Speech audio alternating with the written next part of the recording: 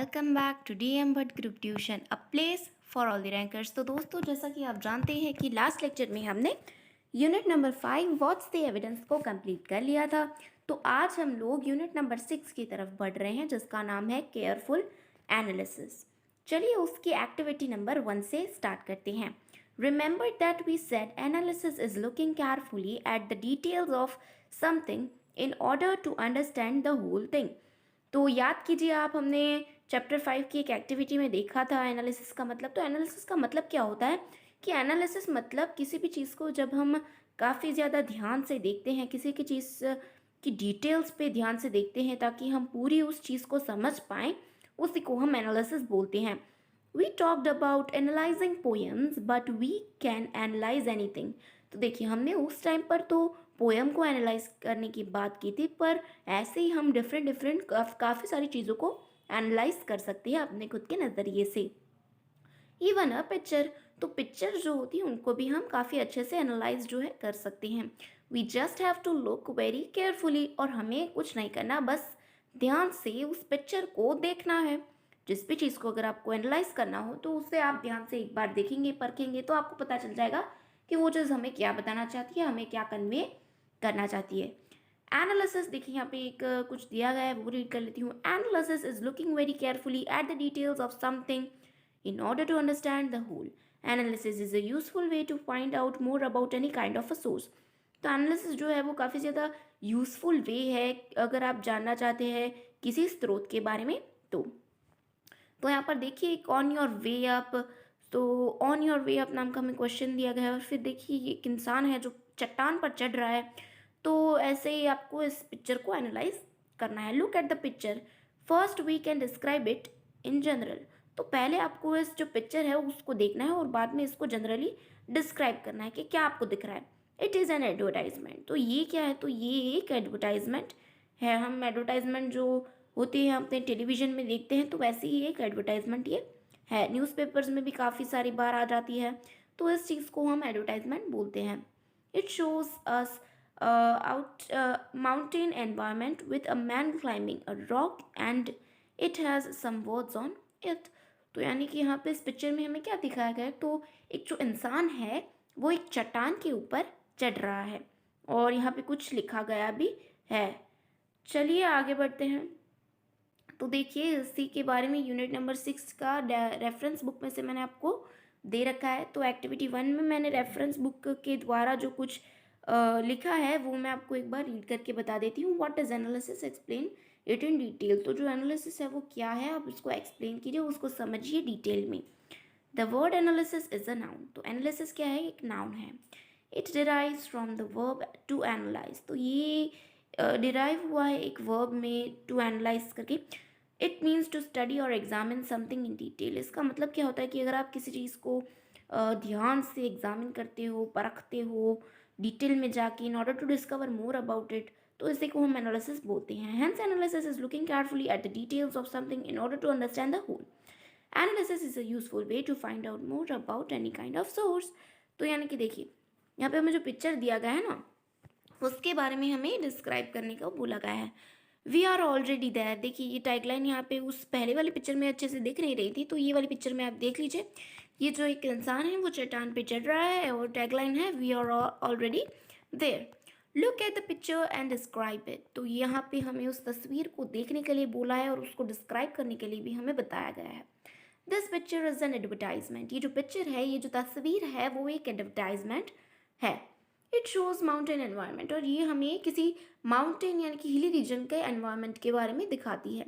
A man is climbing a rock and the words we are already there are printed on it in bigger fonts. The caption, like words on your way up with a question mark, suggests that the advertisement has to convey something about progress।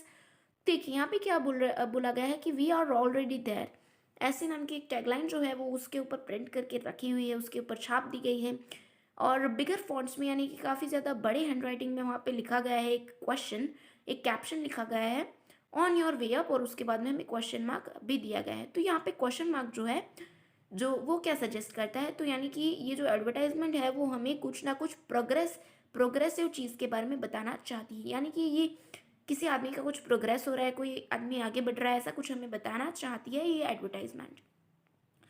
Has to convey something about progress. The question asks the reader whether they are in the process of going further, and the words "we are already there" suggest that the establishment advertiser advertiser has already reached a point in progress and still their journey is on. Thus, this advertisement indicates unceasing progress and probably asks the readers to join them so that they can also make progress. तो progress के बारे में ही ये पूरी जो advertisement है वो हमें यहाँ पे दी गई है.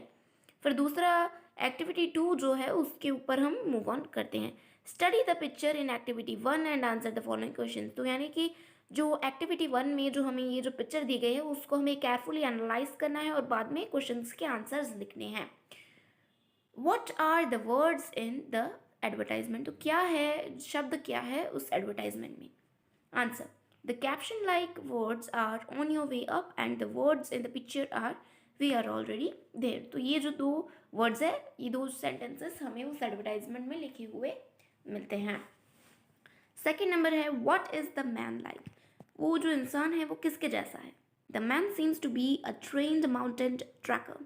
तो यानी कि जो मैन है, जो इंसान है, जो हमें उस एडवर्टाइजमेंट में, उस तस्वीर में हमें दिया गया है, तो वो लगता है कि एक माउंटेन ट्रैकर है, एक काफ़ी ज़्यादा ट्रेंड माउंटेन ट्रैकर है. He appears to climb a rock without taking help of any climbing equipment. तो यानी कि वो ट्रेंड क्यों है, क्योंकि हमें यहाँ पे जैसे ही हम तस्वीर को देखते तो हमने एक चीज़ तो ऑब्जर्व की होगी कि वो चढ़ रहा है एक चट्टान के ऊपर बिना किसी ट्रैकिंग डिवाइस के मदद से. यानी कि कोई भी इक्विपमेंट उसके पास है नहीं जो उसकी चढ़ाई को आसान बना सके. वो सिर्फ अपने हाथ और पैरों का यूज़ करके ही पूरी चट्टान जो है उसको चढ़ रहा है. What is the man wearing? तो जो मैन है उसने क्या पहना हुआ है. The man seems to be wearing a casual dress and not any trekking suit or specific costume. तो जो इंसान हमें तस्वीर में दिया गया है तो दिखता तो नहीं है कि उसने कुछ वो वैसा दिखता है कि उसने किसी कैजुअल ड्रेस को पहन रखा है. यानी कि जो हम डे टू डे लाइफ में पहनते हैं, काफ़ी नॉर्मल ड्रेसेस जो बोलते हैं, वैसी ड्रेस उसने पहन रखी है. और किसी टाइप का ट्रैकिंग सूट या कुछ ऐसा उसने कुछ ट्रैकिंग जो मदद कर सके ट्रैकिंग में, ऐसे क्लोथ्स उसने पहने नहीं है. कोई ऐसा स्पेसिफिक ट्रैकिंग कॉस्ट्यूम उसने नहीं पहना हुआ है. He is wearing a red shirt on और a T shirt and blue shorts. तो यानी कि उसने शायद रेड शर्ट या एक रेड टी शर्ट पहनी हुई है और ब्लू कलर की शॉर्ट्स पहने हुए हैं. What colors are used in the advertisement?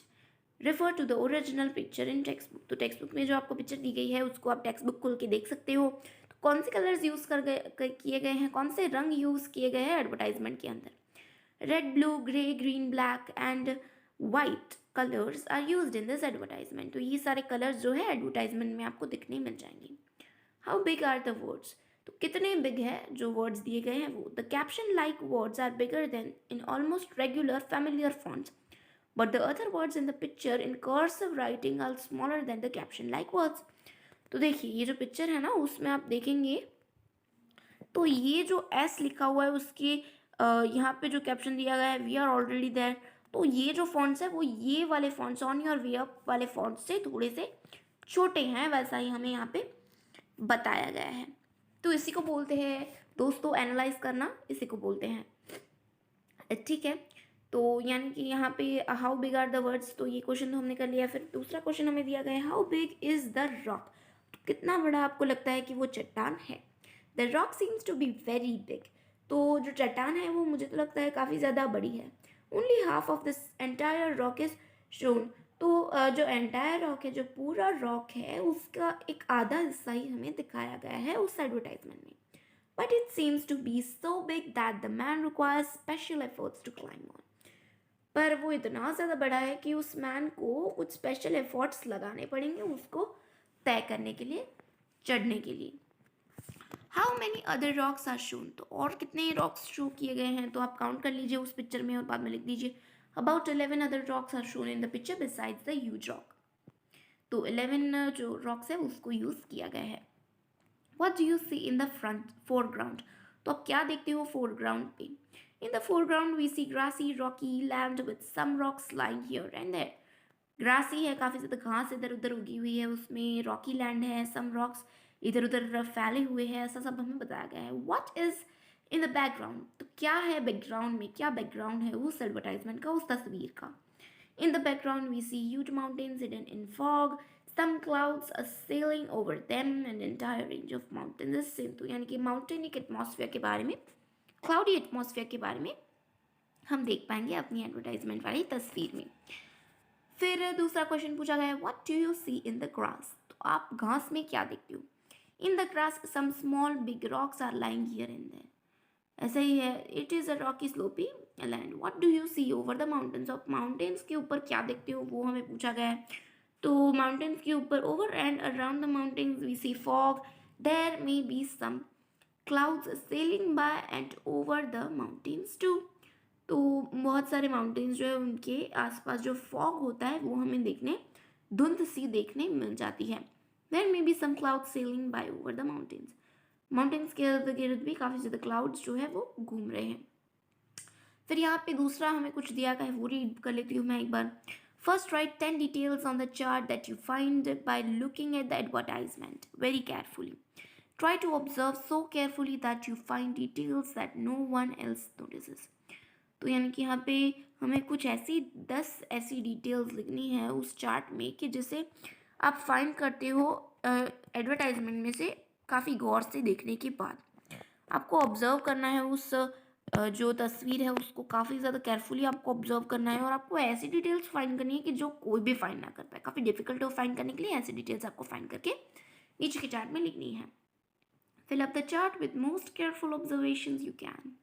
My careful observations to the right bottom SSINC is written. Okay, तो ये कुछ यहाँ पे लिखा होगा राइट बॉटम के अलॉन्ग, तो वैसा ही हमने यहाँ पे जो है दिया गया है।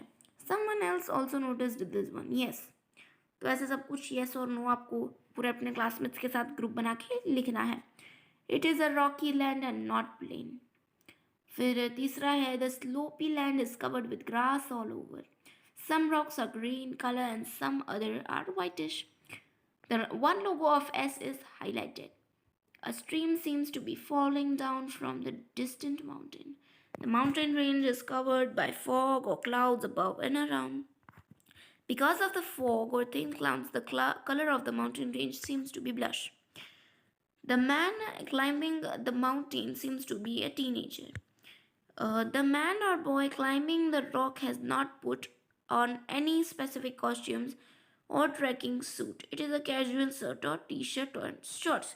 तो ऐसे ही सब कुछ जो है हमें यहाँ पे एनालिसिस करके लिखना है। ऐसे एज एन एग्जाम्पल मैंने आपको दिया गया है, आप खुद से लिख सकते हो। When you hear or think of a new detail that you did not notice before, add it to your list. तो अगर आप किसी ऐसी चीज़ के बारे में सुनते हैं या देखते हैं कि जो एक न्यू डिटेल आपके सामने कोई आके रखता है, और अगर आप उसको नोटिस करते हैं तो आप उसको अपनी लिस्ट में जो है ऐड कर लीजिए। If you learn it from your classmate and add the name of the classmate who noticed it. अगर आपने उससे किसी अपने क्लासमेट दोस्त से सीखा है तो आप उसका जो नेम है उसको ऐड कर दीजिए। And add at least 5 new details after talking to classmates. तो डिफरेंट आपके जो दोस्त हैं क्लास के, उनके साथ बातें करके आप डिफरेंट डिटेल्स जो है उनको पता लगाइए, ऐसा यहाँ पे बोला गया है। तो ऐसे ही देखिए मैंने एक चार्ट बनाया हुआ है एज एन एग्जाम्पल, आप इसको एक बार देख लीजिए कि कैसे मैंने चार्ट बनाया है, और ऐसे ही आप अपनी स्कूल में जाके अपना खुद का एक अलग सा इंटरेस्टिंग चार्ट बना सकते हैं। चलिए अभी एक्टिविटी नंबर 3 की तरफ मूव ऑन करते हैं। तो एक्टिविटी नंबर 3 में हमें क्या बोला गया है वो एक बार देख लेते हैं। When guests come home, give them the best top taste दाल। अच्छा भाई, यहाँ पे तो टॉप टेस्ट दाल के बारे में बात की गई है। तो यहाँ पे ऐसा बोला गया है कि अगर आपके घर में कोई मेहमान आते हैं तो उनको सबसे ज़्यादा अच्छी सी चीज़ आपको खिलानी चाहिए कि जिससे कि वो अपने घर जाके भी आपके खाने की तारीफ करें। Work together with a partner or a group to find ways to think about advertisements. Sit together to look at the ads and discuss the questions. देखिए टॉप टेस्ट दाल का यहाँ पे दिया गया है। फिर यहाँ पे दूसरा भी दिया गया है, show your child you care. तो आपको अपने यहाँ पे एक फ़ोटो दिख रहा होगा एक माँ और एक बेटे का, तो आप दिखाइए अपने चाइल्ड को कि आप उसके बारे में फ़िक्र करते हो। एक्सप्रेस योर लव अफ्रेश, अपने प्यार को आप एक्सप्रेस कीजिए अपने बच्चों के सामने। Explain your answers by giving least 1 detail that you see in the advertisements. As evidence for your answer. तो ऐसा ही कुछ हमें बोला गया है। देखिए ये जो मुझे लगता है, जहाँ तक मुझे लगता है ये किसी सोप की एड है, साबुन जो होता है उसकी शायद ये ऐड हो सकती है, ये मेरा पर्सपेक्टिव है। और ये जो है किसी मसाले वसाले का जो है एडवर्टाइजमेंट हो सकता है, या फिर दाल का कोई मसाला हो स्पेशल, कोई बिरयानी का कोई स्पेशल मसाला हो, तो ऐसा उसका ऐड हो सकता है। फिर यहाँ पे देखिए मैंने एक जो है टेबल बना के रखा है। What do you think top test dal care care soap, what do you see in the ad that makes you think so. तो ऐसा पूरा करके मैंने एक टेबल जो है उसको बनाया हुआ है। आप चाहो तो इसका स्क्रीनशॉट जो है ले सकते हो और बाद में आप इसको अपने खुद के वर्ड्स में लिख सकते हो। तो ऐसे ही मैंने डिफरेंट डिफरेंट चीज़ों की डिफरेंट डिफरेंट बारे में सब कुछ लिख दिया है। तो देखिए टॉप डिश दाल में मैंने दाल लिखा है, केयर सोप में सोप लिखा है। तो ऐसे ही सब कुछ मैंने अलग अलग कॉलम्स को दर्शाया है और बाद में उनके अंदर नाम भी मैंने सबके सब कुछ लिख दिया है, फिलअप कर लिया है। तो आप एज ए रेफरेंस इस टेबल को यूज़ कर सकते हो। चलिए आगे बढ़ते हैं। Activity 4, on your way up the advertisement in activity 1 does not have a clear product the way the ad is in activity 3 do, but it's still uses text and image to create feeling and thoughts. देखिए जब भी आप कोई advertisement देखते हो ना, तो उससे एक इम्पैक्ट क्रिएट होना ज़रूरी होता है। जैसे कि आपने देखा होगा, आपने अगर फॉग की एडवर्टाइजमेंट सुनी हो तो उसके बाद एक ट्रेंड शुरू हो गया था। कोई भी आपको अगर पूछता था कि क्या भाई कैसा चल रहा है, तो आप क्या आंसर करते थे? फॉग चल रहा है, ऐसा ही आंसर करते थे ना आप। तो ऐसे ही सारे ऐसे ट्रेंड चल पड़ते हैं। फिर वो जो एक वाइल्ड स्टोन का परफ्यूम का टैगलाइन था, उसका टैगलाइन क्या था? लोग तो नोटिस करेंगे ही, Wild Stone perfumes for man. तो ऐसे सारे जो है टैगलाइन जो होते हैं वो काफ़ी ज़्यादा लोगों को इंटरेस्टेड बनाते हैं आपकी एडवर्टाइजमेंट की ओर। फिर रेडबुल का भी एक मैंने एडवर्टाइजमेंट देखा था, रेडबुल गिव्स यू विंग्स, पर एक्चुअल में उसमें असल में विंग्स नहीं आते, उसमें असल में पर नहीं उगते। बट ऐसे ही जो लोग हैं उनको उनकी प्रोडक्ट की तरफ आकर्षित करने के लिए वो लोग ऐसे टैगलाइंस का यूज़ भी करते होते हैं, मैंने देखा है। द एडवर्टाइजमेंट, तो जैसे कि आपने देखा जो एडवर्टाइजमेंट है एक्टिविटी 1 में हमें दी गई है, उसका एक क्लियर प्रोडक्ट कोई हमें पता चल सके ऐसा कुछ हमें दिया नहीं गया है कि जैसा हमें एक्टिविटी 3 में दिया गया था। बट उन्होंने यहाँ पे फिर भी टेक्स्ट का यूज़ किया गया है। तो यहाँ पे कुछ क्वेश्चन हमें दिए गए हैं, वो एक बार मैं रीड आउट कर लेती हूँ। What do you think the advertisement is trying to cell.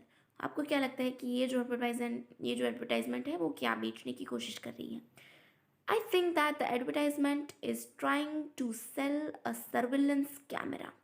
अच्छा, तो मुझे क्या लगता है कि ये शायद किसी कैमरा का एडवर्टाइजमेंट है। तो देखिए आप देख सकते हैं कितनी अच्छी क्लैरिटी है पिक्चर की। तो शायद किसी कैमरा को जो है यहाँ पे दर्शाया गया है।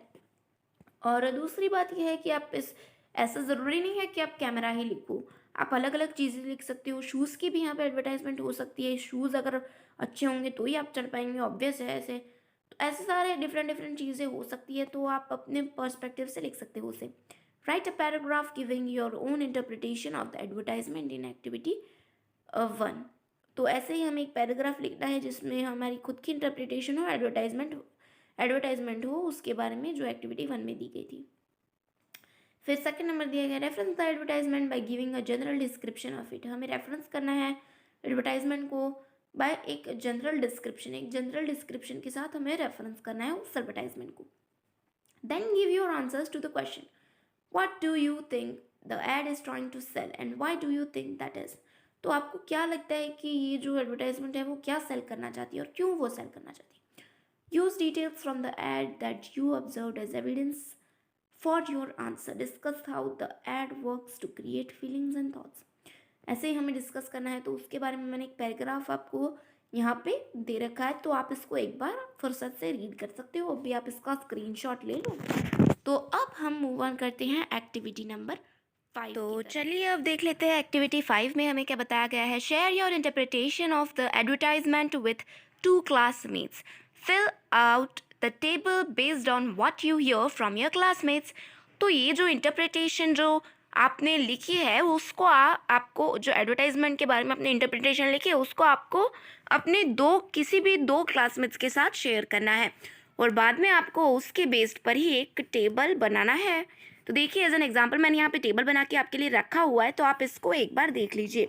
तो my classmates interpretation of the advertisement. तो ऐसे ही सारे डिफरेंट डिफरेंट मैंने जो यहाँ पे कॉलम्स बनाए उसमें एक है राइटर्स नेम, फिर does the writer describe the ad generally, what does the writer think the ad is selling, what feelings and thoughts is the ad trying to create, what evidence does the writer give, how is the writer's interpretation different from mine। तो ऐसे सारे बहुत सारे मैंने columns बना दिए हैं। तो आप इस टेबल को जो है एक बार देख लीजिए। और ये जो एक्टिविटीज़ है वो सारी आपकी एडिशनल एक्टिविटीज़ है, तो एग्ज़ाम में इनके आने के चांसेस काफ़ी ज़्यादा कम होते हैं, तो इसलिए मैं सब कुछ रीड नहीं कर ली। आप बस एक बार इस टेबल का स्क्रीनशॉट ले लीजिए और बात आप चाहे तो अपनी जो कॉपी है उसमें इस टेबल को लिख सकते हैं, और ऐसे ही आप अपने क्लास में ये जो टेबल है उसको ऐसे ही बना सकते हैं। चलिए अब आगे बढ़ते हैं एक्टिविटी नंबर 6 की तरफ। तो एक्टिविटी नंबर 6 जो है हमारी वो बेसिकली एक पोएम है। तो ये पोएम क्या है, कैसी है, चलिए उसके बारे में थोड़ा सा जानते हैं। Everything is more interesting if we look at it very closely, यानी कि जब हम किसी चीज़ को काफ़ी ज़्यादा ध्यान से देखते हैं, क्लोजली नज़दीक से देखते हैं, तो वो चीज़ हमारे लिए ज़्यादा दिलचस्प हो जाती है। We can even analyse a poem then learn more about it। Read the poem Waiting for the Peacock. The notes will help you analyze the structure of the poem so you can see how it is written। तो यानी कि हमें ये जो peacock नाम की poem जो है, द पिकॉक नाम की जो पोएम है उसको हमें रीड करना है एक बार। काफ़ी सुंदर पोएम है, तो इस बार हम इसको एक बार देख लेते हैं। How is waiting for a peacock to dance like waiting for a six in the cricket. तो कैसे waiting for a peacock relatable है वेटिंग फॉर अ सिक्स, छक्का लगने से, कैसे इसको हम रिलेट कर सकते हैं, उसके बारे में एक पोएम दी गई है हमें सुंदर सी, उसको हम एक बार समझ लेते हैं। Waiting for a peacock is like waiting for Sachin to hit a six, यानी कि पिकॉक के डांस के लिए वेट करना मतलब कि सचिन के छक्के के लिए वेट करने जैसा है। Blinded by stadium lights, Diwali like rushed by cousins. तो काफ़ी ज़्यादा लाइट्स वाइट्स वहाँ रहती है। आप अगर स्टेडियम में जाएंगे तो लाइट्स वाइट्स रहती है, जैसे दिवाली में होती है तो वैसी लाइट स्टेडियम में लगी हुई होती है। Cold turning hot sticky sweet, Coke condensing on dirty hands, sore and sleepy, too hopeful to leave too soon, till look, do you see it, yes, in plums of silver, blue and green। तो देखिए यहाँ पे बताया ये गया है कि अगर आप स्टेडियम में जाएंगे तो कई बार छक्का लगता है तो दिखता भी नहीं है, क्योंकि स्टेडियम में इतनी सारी लाइट्स होती है, इतना सारा सब कुछ वहाँ पे ऐसा लाइट्स वाइट्स लगाया गया होता है, हैलोजन वैलोजन होता है, तो कई बार हमें दिखता नहीं है।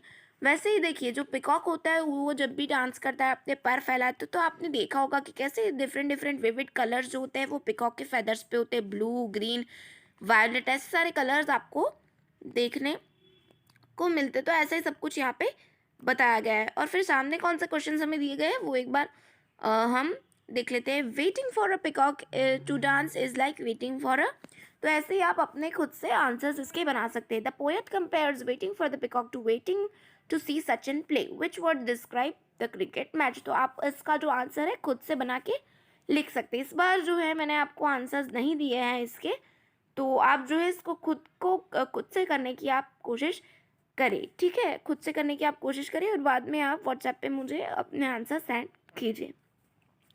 फिर हमें दिया गया है द पोएट, ओके, फिर the poet uses concrete words to give the feeling of waiting, यानी कि इंतज़ार की घड़ी को दर्शाने के लिए जो पोएट है उन्होंने काफ़ी कठोर वर्ड्स यानी कि कॉन्क्रीट जैसे वर्ड्स का यूज़ किया हुआ है। Until finally the poet tells what is said when the peacock dances and finally what it looks like। तो ऐसा ही सब कुछ यहाँ पे दिया गया है कि फाइनली हमें पोएट क्या बताता है कि पिकॉक जब डांस करता है फाइनली कैसा दिखता है, ऐसा सब हमें यहाँ पे बताया गया है। Ask classmates for help with the meanings of words you don't know and help your classmates with words you do know। Work with your classmates and teacher to make sure everyone understands all the words in the poem।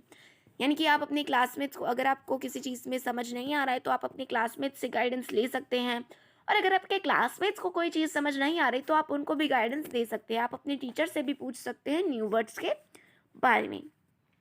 फिर देखिए यहाँ पे activity number 6 जो है वो हमें दी गई है। तो एक्टिविटी नंबर 6 में हमें क्या दिया गया है वो एक बार देख लेते हैं। Use the structure of the poem waiting for the pick to help you write your own poem about waiting for someone something. Here is one example. तो देखिए यहाँ पे हमें क्या दिया गया है, तो यहाँ पे हमें स्ट्रक्चर दिया गया है, एक पोएम, एक स्ट्रक्चर टाइप्स दिया गया है हमें वेटिंग फॉर द पिकॉक नाम की जो पोएम है, उसी स्ट्रक्चर के द्वारा हमें डिफरेंट डिफरेंट सेंटेंसेस को फॉर्म करना है.